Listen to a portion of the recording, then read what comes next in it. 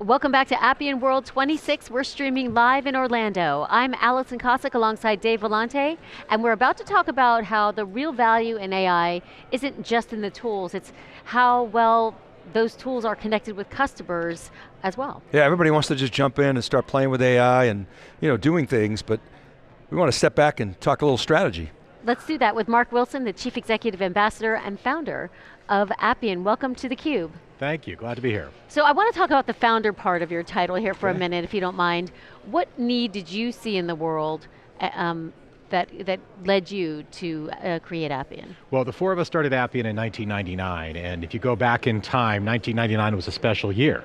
It was a year when we were convinced as an economy that we'd never have a recession again, that the dot-com bubble was still growing in its large grandeur, and the idea was you could take some money, sell paper clips on the internet, go public in 3 weeks and retire.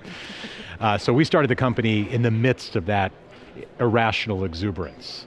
But we decided to do some things a little bit differently. We wanted to see, first and foremost, could we work together? We knew ultimately we wanted to get into the software space, so for us it was a question of what software area could we get into, but first and foremost, could we work together? And over the course of the next 2 to 3 years, we found that we could work together, still on speaking terms with my fellow three founders, all still here at Appian. And we were able to find some areas of the market that we thought were sorely, there were big gaps.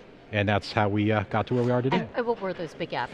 Well, it started out really with the idea that people were starving for an opportunity to get access to data and information and to collaborate with one another.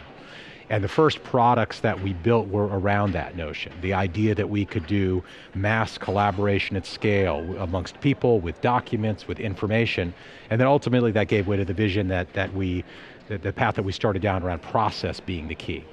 And you remember well, the buzzword phrase back then was paradigm shift when you started the company. And we all kind of expected it, we sort of bought into it. I'm not sure we went to a paradigm shift until we got cloud and mobile and social and big data. I don't know if you agree with that, but are we, in your mind, on the precipice of another paradigm shift? Or is that overstated? I think there's no question we're on the precipice of a paradigm shift, because I think people see the opportunity and the capabilities that AI can bring. It's fundamentally different than many things that we've seen.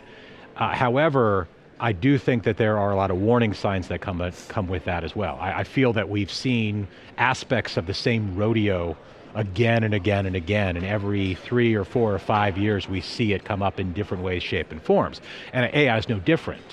Sometimes people race ahead, and I think we're in a little bit of that mode of racing ahead right now, and need to be a little bit more sober with our thoughts about the value that we're getting out of AI. So I was going to ask, is that the only warning sign that you see, or are there others?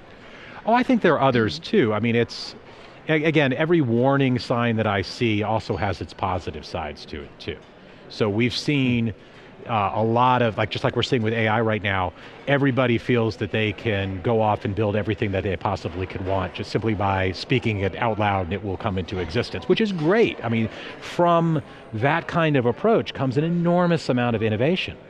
But we've been here before too. 7, 8 years ago was the beginning of the robotic process automation phase, where everyone thought that would be the solution to everything. What it turned into really was a collection of band-aids on a lot of bad processes. We saw that a few years before that with IoT would revolutionize everything because we'd be flooded with data and we'd know everything. Cloud had aspects of that as well. And we've seen it in different tools and different approaches where a lot of power was put into individuals' hands, and AI is like that today. So there are warning signs there, but again, there are a lot of positives with that too. So the organizational paradigm is you have departments, and a lot of times there's hierarchies. Increasingly there's flatter organizations, but nonetheless you've still got departments. Those departments each have their own data mart, data warehouse, BI tools, whatever it is, but they've got their own data. And we've built systems around that, processes around that. Do you see that dissolving, and should that be sort of a North Star, part of the strategy? Well, I think that not only do each one of those departments have their own data, they have their own processes too. And I would take it a step further and say that the thing that has developed over the technology span that we've seen in the last 30 years has been the just massive, massive growth in white space. that exists between different departments, different people within departments and different organizations. And I think that fundamentally is the problem that almost every organization faces when they look at ways that they can improve the efficiency and effectiveness of what they do. And do for me is a code word for process. So I think that needs to be slain, that dragon needs to be slain. My concern is that the exuberance that we've embraced AI with has focused primarily on the tactical benefits that AI will give us. So it's again getting down to the individual level, the personal productivity level, or even the department level, and it's not focused on those white space problems. It's not focused on what I think is the strategic problem that most organizations face, and that is how do they manage their end-to-end processes, their mission critical processes? How do I get a product that I'm selling from the thought and the whiteboard stage ultimately to where I'm selling it to a customer? There's an awful lot of systems in the middle, and if you were going to do that based on the last 30 years, an awful lot of white space.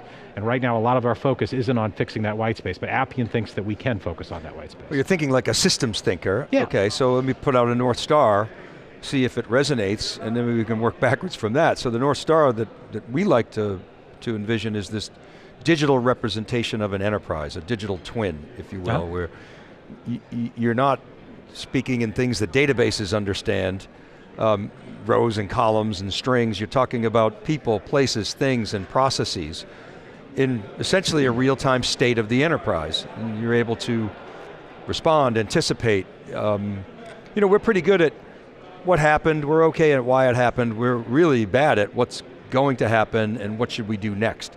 And that's the sort of strategic vision that we have for the promise of AI, which data warehouses didn't live up to, data marts, data warehouses, big data, cloud haven't lived up to that. Is that North Star viable? Is there a better sort of target that we should be shooting at? What are your thoughts? Well, I think the North Star has to be there as the North Star for organizations, because that is, if we use a different cliche, the holy grail of how you improve things. And I got to tell you, I don't think AI is uniquely situated to solve that problem in any way, shape, or form. In fact, I think it's maybe contributing with the enthusiasm that's out there to deflecting from that. It's a blocker, oh no. But I think when you think about AI, I think it's important to distinguish two groups of AI capabilities when we get into this question. There is an ongoing and growing market for AI capabilities in the construction of applications, the speed with which things get developed, and that's happening and that's great. That is not necessarily something that's focused on that white space problem. That's just how can I build something faster. The AI that focuses or will get to more of the white space problem or the strategic problem is how can I make my processes faster? How can I make human performance or the end state deliverable more efficient and more effective? That's more of the North Star point, the direction that AI is pointing in. But I view AI in that context as a complementary technology, not as the technology. AI is going to fit in when I want to speed the ingestion of a document, when I want to improve the classification of something, when I want to expedite the routing of a particular task to the next person in the process. It's not going to help me realize that, well, John has something now, Sally's going to get it next, and John and Sally aren't talking to one another. How do I bridge that gap? Or do I even know that that gap exists? And that's where that sort of structure, that orchestration layer to tie things together, to give a top-down view of where things are is really necessary. So, we heard this morning in the keynote that, I think it was from Matt was talking about the Harvard Business Review study that we've seen the same thing in our data, in our research, very few organizations are focused on revenue generating activities from AI. It seems like that should be part of the strategic plan. How can I leverage intelligence that's now becoming plentiful to change my business, to maybe rethink the economics of my business. We think that software-like marginal economics should translate to virtually all businesses in some senses if they rethink their business. Are you having those types of conversations with customers? Oh, daily I'm having those conversations, and in fact, I think they go hand in hand with the white space point. One of our customers in the Asia Pacific region, one of the larger insurers in that space, has leveraged Appian's doc center capability in order to more rapidly process broker documents that are coming through processes. And it's part of their overall initiative to get rid of the white space in the broker aspects and in the underwriting aspects of their business. And not only were they able to improve the efficiency and the flow of getting customers onboarded, they were able to see positive revenue implications for moving faster. Higher retention of customers, the ability to get them, billing them faster through processes on the order of tens of millions of dollars, just really in the first phase of the transformation effort that they started.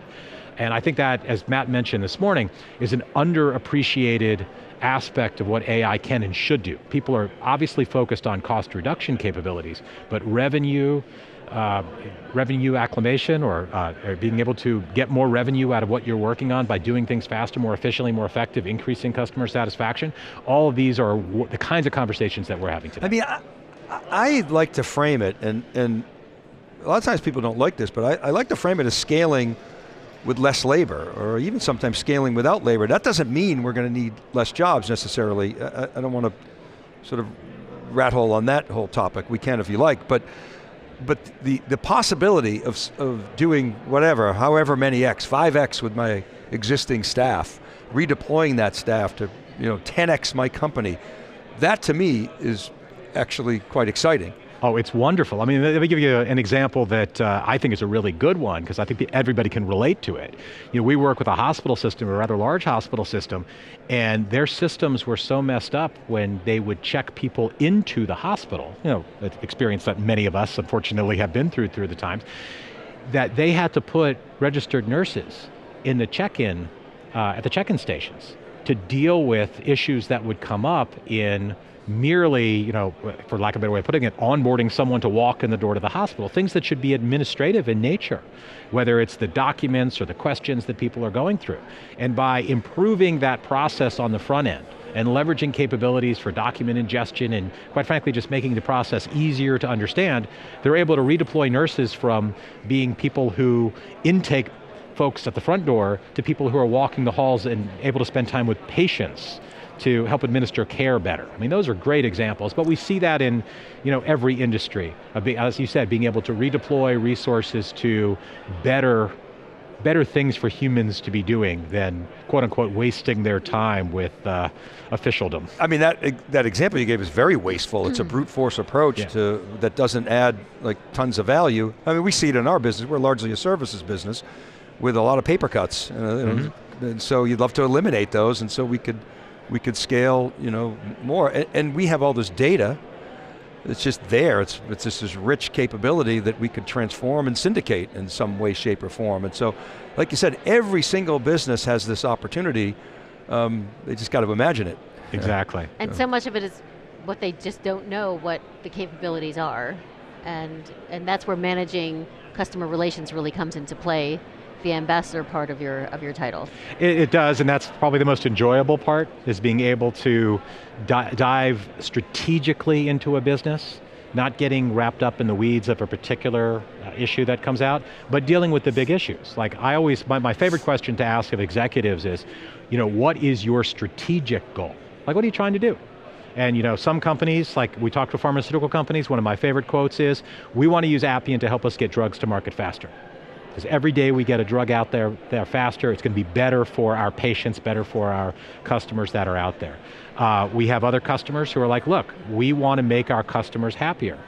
And a lot of times we're dealing with a situation where they're starting out with, just as you said, they don't even have the data. They might know when they started something and when they ended something, so they know it's bad, but they don't know what the instrumentation is in the middle, what the telemetry is in the middle. Why did it go bad? Where were the handoffs that broke down? So, able to take on those bigger mission critical initiatives and iteratively work through it and see iterative improvements in the metrics that matter to those organizations is great.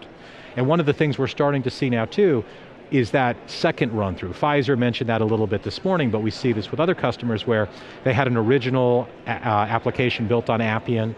They saw tremendous benefits 2, 3, 4, 5 years ago, and now they're able to go in through a second or third round, look at AI as a complementary technology to really push the metrics that matter to them from a strategic perspective to improve. Where are you most optimistic in terms of the catalyst for this transformation? Is it top down, the board, CEOs, founders? Is it bottom up? kind of combination, middle out? Where do you see the catalyst for transformation? So I want to take it back to the beginning of the conversation and say that we're entering a point right now where I see the catalyst for the first time coming from both ends of the spectrum. Where you have the bottoms up excited because they feel that they have a lot more power and are demanding a lot more power in the applications that are being delivered. I have a running joke where most people that work around technology in the business side think technology is something done to them. And they have a lot more optimistic flavor about how AI can help them. And on the flip side, from the top down, you have some misguided statements, like we need to go do AI, as if that will magically solve a problem. But you have people who are thinking about from a top down, look, I really can get efficiency gains here. And sometimes that means revenue, sometimes that means cost efficiency, sometimes that means happier customers. But both of them are coming at the same time. And I think that we're entering a phase where there are much higher expectations of technology, and vendors like Appian are going to be expected to deliver this kind of strategic value to customers, and we're just excited to be able to be ahead of the curve in doing that already. All right, fantastic conversation. Great to get to know you a little more as well. Congratulations on being one of the founders of the company.